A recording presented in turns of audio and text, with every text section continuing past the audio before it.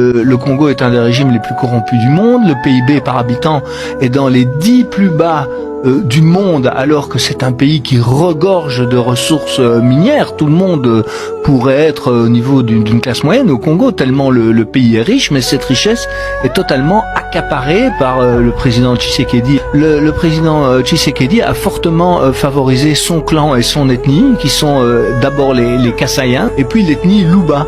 Et en fait, aujourd'hui, donc, il a en quelque sorte réhabilité une politique ethnique. Bonjour encore une fois, c'est Gilmas, votre frère et présentateur de l'émission. Ba news eza ko continuer ko kweya bandeko. Ba news oyo eza ko leka na réseaux sociaux te yango nde na memela kabino. Soki boza na posa ya lukuta bokende koyoka eloko baza koloba. Mais oyo naza ko pesa na bino, ce sont des réalités oyo ezo leka na se ba caméra. Wana nde ba vraies informations. Alors regret ya ba américain. Américain zoloba baza ko regretter ndenge ba soutenir Tshisekedi. Baza ko regretter ndenge bandima ko sala ba nini ba accord avec Tshisekedi. Pourquoi Amérique aza ko regretter? Lelo pourquoi Amérique a komi ko regretter? Et nini nde aza ko linga ko zwa décision ni nazolinga azwa à travers regret na ye avec Tshisekedi. Regret ngo kutu eza nini bandeko? Est-ce que ça corruption? Est-ce que ça arrestation arbitraire? Est-ce que ça administration ya Tshisekedi ou eza ya mauvaise gouvernance? Naza ko pesa bino ba makambo ebele bandeko. Le vent, encore une fois, a-t-il tourné à Washington? O bato baza kolobela yango wana, surtout na bato oyo bakendeke na ba information na ba source crédible. Pendant que Tshisekedi avait été initialement perçu comme un partenaire idéal pour incarner les renouveaux démocratiques à République démocratique du Congo, l'ère aujourd'hui semble encore une fois au grand regret du côté de l'administration américaine.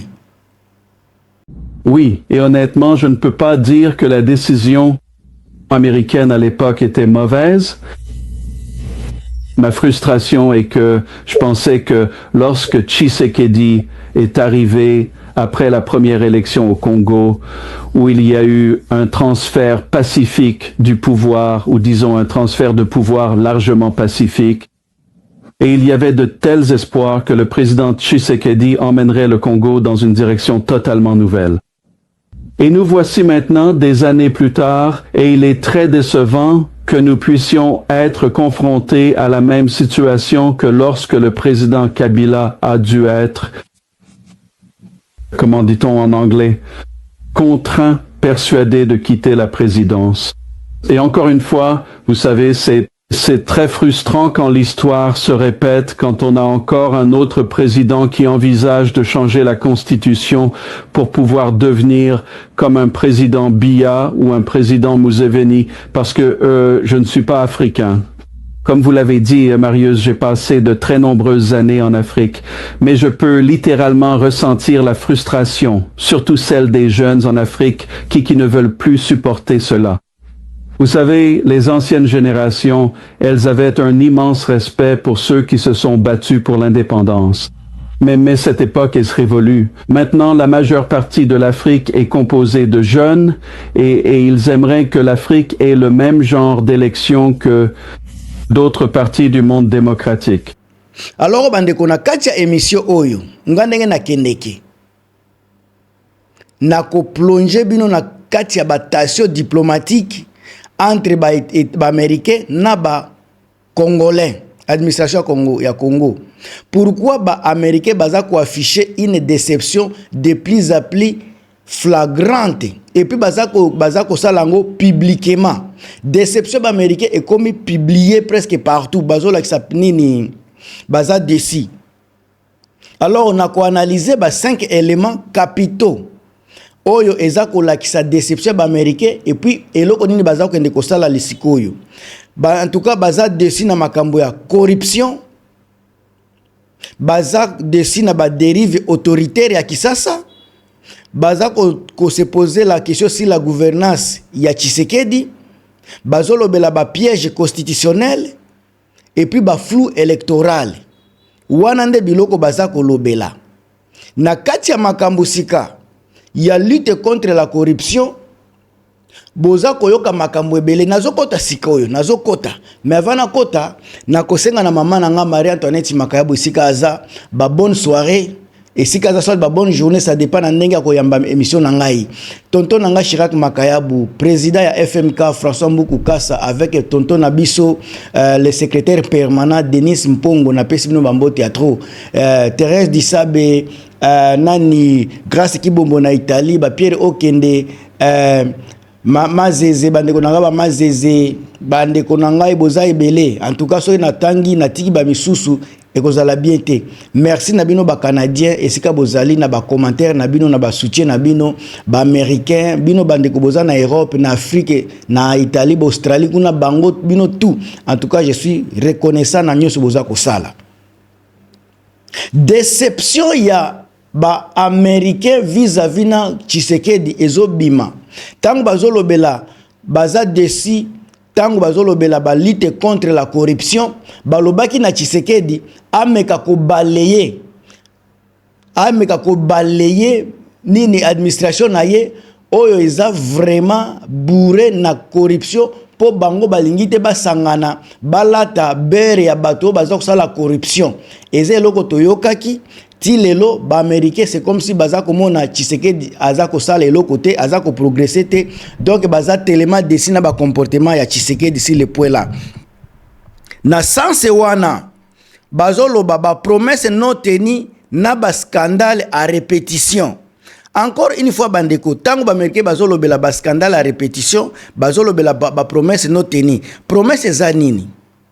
Tshisekedi avait dit ako balayer akolongola akosala ba arrestation ya bao baza ko bebisa image ya gouvernement. Ba promesse wana etikala jamais kozala tenu, toza toujours na même situation. Ba scandale à répétition ba américain ti lelo baza ko mona ba chancelier ba ONG ba média belé baza ko dénoncer banini baza ko dénoncer ba scandale à répétition ba corruption ba détournement ba makambo ebele zo leka na kati ya gouvernement baza ko dénoncer yango chaque jour. Alors ba oyo baza ba aveugle nde bazo koka komona makambo wana te, mais biso ba tozo mona déjà makambo toza ko anticiper tozo mona toyebi de quoi baza ko lobela. Eloko mususu ba ko lobela ba dérivé autoritaire. Tango bazo lobela dérivé autoritaire bandeko, la multiplication ya ba arrestation arbitraire et recul la liberté civile. Ba américain ba komi ko constater que au Congo liberté ya peuple eza lisusu te. Liberté d'expression makambo nyonso eza te. Botala makambo ndenge ezoleka na Congo, ba chancelier baza kotala yango, ba média belé baza komona. Par exemple, tango mutu aye koloba likambu po parce que alobi likambu oyo bato ya gouvernement balingi te, baza ko interpeller, baza ko arrêter, baza ko incarcérer bango na ba prison. Est-ce que bongo nde démocratie ezalaka? Botala na ba prison Tshisekedi mutu alobaki akopanza kofungola ba prison nyonso. Ye akomi na ba prison ebele bazolo bakutu fois 4 par rapport à ba prison oyo Joseph Kabila zalaki nango. Sika qui est mauvais, qui a menti la population et l'opinion internationale. Ils ont tombé toujours Tshisekedi. Alors bazolobela la gouvernance, bazotia gouvernance Tshisekedi à question. Une gestion économique et sécuritaire qui inquiète les partenaires internationaux. Balobi gestion économique. Économie à Congo eza à lambo eza par terre. Sécurité à Congo eza à lambo eza par terre. Bakomi ko s'inquiéter. Comment est-ce que bango o bazana posa akoya ko investir na Congo bakokota na ndenge nini? Bakoya ko investir ndenge nini? Situation est-ce que situation nini climat politique eza ko permettre batu baya ko investir na Congo? Est-ce que situation économique toloba administrative eza ko permettre ba investisseur baya na Congo? Batu bazolinga koya ko fungula ba usine.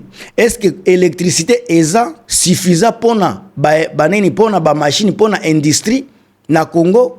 nyonso wana baza kotala Tshisekedi aza toujours koloba na bamindele ke bino nde bokoya kosala, bino nde bokoya kosala. Donc bamindele tolo ba partenariat na ye ba communauté ba esclave. Pour Tshisekedi, lui, il n'a rien à faire. Aza kotika makambu na maboko ya batu misusu. C'est là où ça fait mal, c'est là où ça choque l'opinion internationale. Alors bazolo bela pe eloko mususu. Bazolo bela ba piège constitutionnel. Piège constitutionnel eza koloba nini? La suspicion est tentative de manipulation de la Constitution pour se maintenir au pouvoir. Sika oyo eloko yo ngai naza ko comprendre yango bien te. Parce que bango ne baza ko exiger Tshisekedi a changer élection, a changer constitution. Encore bango bazolo bela même élection, même constitution que Tshisekedi azolinga ko changer pour na ko se maintenir au pouvoir. Place wana nazo comprendre te soki ba américain bazolinga ko loba nini parce que Tshisekedi ye moko alobaki que ba changement ya constitution na biso eza exigence ya ba américain. Alors Tshisekedi aza na deux éléments o eza ambigu avec population. Soit à garder langage souverain na ye koloba ke constitution eza ya libanda ye azolinga kosala ya ba congolais, soit aza koyoka pe ba exigence ya bato ya libanda pour na ko changer constitution. Alors nyonso Tshisekedi aza koloba eza ba langage de mo o eza ko ambrier nango peuple congolais. Constitution ba changer te aza na incapacité ya ko gouverner mboka na biso. Balobeli flou électoral et pe eza élément ya suka balobeli bazolobela les craintes persistantes autour de l'organisation et la transparence des scrutins toloba ya ba élection.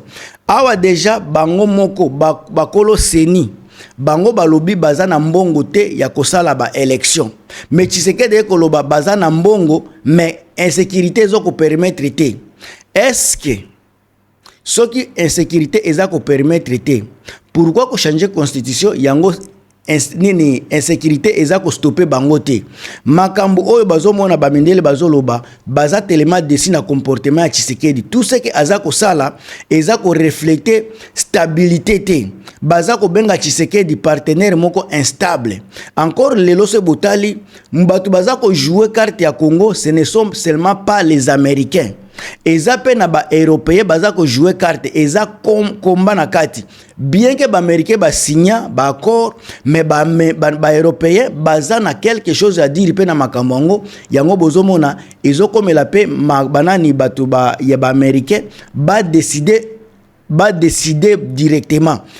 Tant que Macron azo défendre pe kanaye, c'est parce que yepe azana mot à dire. Alors Tshisekedi azana kati ya dilemme. Azako sololana ba américain, asundoli ba européen, ba ayeko constater que ba européen pe bazana poids makasi na likambo etali mboka na biso. Alors onyo seza makambo ba payande bazako kota na kati. Na lobite keza makambo ya bien nazo lobelaka ba payande bazako imposer. Tshisekedi mutalobaki na ba élection ke wana eza ba candidat ya libanda, ba candidat ya bapaya, mais lelo tozomona ye mutu azako mema bapaya baya ko dicter mboka na biso. Ye mutu azomema bapaya baya ko changer, bazako exiger ko changement constitution ya na biso. Ye mutu azokende kosenga mbongo bapaya po azana difficulté ya kofuta batu.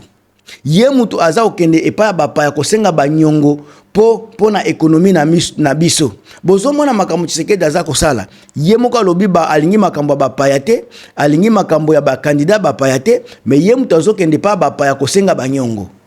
Qu'est-ce que bandeko biso ba congolais tozo comprendre te na makambo yo?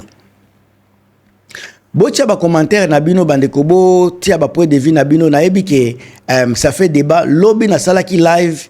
Batu intervention zalaki ya mutu moko, ce qui était bien pour moi pour na meseni ko sala ba live te, mais lelo lisusu Dieu voulant na ko sala encore live na même moment et ozala ba 14h ba 15h ya ba niveau ya France na ko sala live oya ko zala na disponibilité ko landa alandi soki ozape na disponibilité te, tu n'es pas obligé à participer, mais en tout cas live kozala wana oya kozala na temps à côté ba partage ezangate ba commentaire ezangate ba point de vue na bino ezangate tozolobela toujours makambo ezo ya ba sujet du jour ya ba changement constitution bitumba eza na est biloko ndenge wana kaka yango tozolobela ba insécurité na mboka, situation économique, situation ya population quotidien peuple congolais, comment toza koyo mona yango et puis comment ko faire pour na ko changer quotidien ya peuple congolais pendant ba moment difficile ya boye.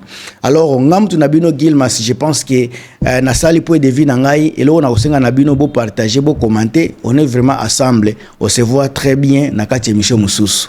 À plus.